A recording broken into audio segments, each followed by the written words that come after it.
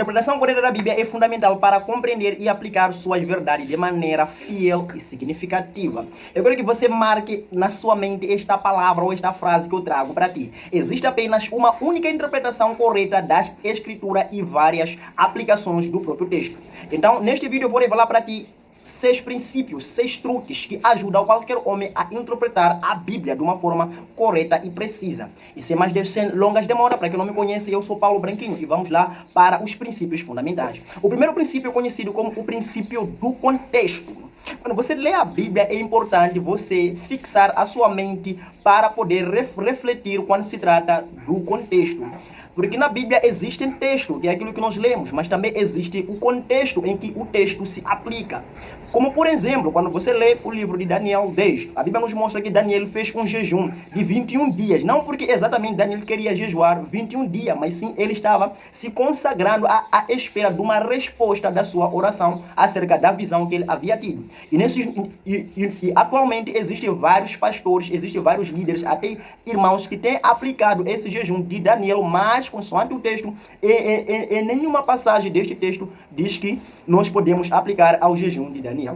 Então, essa é a forma errada de aplicar o texto. Então, sempre que você for a ler um texto, você precisa imaginar como se você fosse o autor a escrever este texto. Para quem ele mesmo escreveu, o que significava para aquelas pessoas daquela época. Então, a partir dali, você terá resposta, terá uma tradução clara e precisa do que se refere ou como aplicar este texto corretamente. O segundo princípio é conhecido como o princípio da dependência espiritual. Esse é um dos princípios que todo mundo tem ouvido, todo mundo tem lido acerca disto, acerca da nossa dependência do Espírito Santo. Não existe a maior e melhor interpretação que vem de nós mesmos, a não ser pelo próprio Espírito. E a mesma Bíblia nos dá a perceber pela descrição do apóstolo Paulo, quando ele diz que eu recebi a revelação do meu evangelho do próprio Jesus, a ninguém aprendi, não conversei com nenhum apóstolo que andou com Jesus para eu ter conhecimento dessa escritura que eu trago a vós, mas sim o mesmo Jesus me revelou, que nos dá a entender que independentemente do seu estudo, independentemente do seu conhecimento das Sagradas Escrituras, é importante você usar a prática da oração e dependência do próprio Espírito Santo para que ele te ajude a aprofundar, a ir mais além do conhecimento. O terceiro princípio é conhecido como o princípio da interpretação literal ou normal.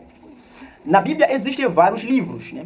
E dentro desses livros há textos que nós podemos traduzir assim como eles estão escritos, mas existem textos que não podemos traduzir assim como eles estão escritos. Por exemplo, quando você lê Gênesis capítulo 1, verso 1, você vê que no princípio Deus criou os céus e a terra. Então não existe uma interpretação precisa quando se trata desse texto. É um texto que nós podemos interpretar literalmente, entendendo que houve um tempo em que Deus criou os céus e a terra. Então ali não existe muitas voltas. Mas existem textos, como nos livros proféticos e livros poéticos, que esses textos estão escritos de uma maneira, mas que não se traduzem da maneira como eles estão escritos. Como, por exemplo, quando nós lemos o livro de Apocalipse 12, lá nós encontramos a descrição de uma mulher que estava vestida de sol. Essa mulher tinha uma coroa de 12 estrelas, também ela tinha a lua debaixo dos seus pés. Então, quando nós lemos isso, nós não podemos traduzir exatamente como nós lemos, porque este texto se traduz de uma maneira profética, que de fato a mulher simboliza a igreja, não que a mulher seja de fato uma mulher neste texto. Então é importante que você saiba diferenciar textos que podem ser interpretados literalmente assim como estão e textos que não podem ser interpretados literalmente. Então, para isso, você deve sempre aplicar o primeiro princípio, o princípio do contexto, para você entender em que contexto foi escrito esse texto para você aplicar em nossos dias. E o quarto princípio é conhecido como o princípio cristocêntrico.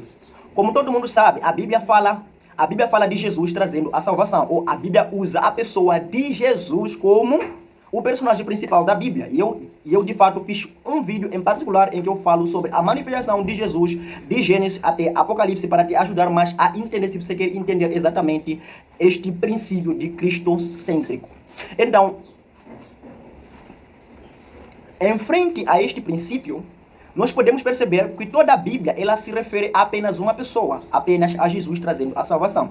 Se toda a Bíblia fala acerca de Jesus trazendo a salvação, então nós temos a descrição clara de que todas as histórias da Bíblia, ou todas as profecias da Bíblia, elas estão ligadas a Cristo. Então, ligando essas mesmas histórias, ligando esses mesmos textos a Cristo, nós podemos ter uma interpretação correta e precisa das Sagradas Escrituras, porque existem vários textos na Bíblia e que se referem a próprio Jesus, como por exemplo o livro de Êxodo.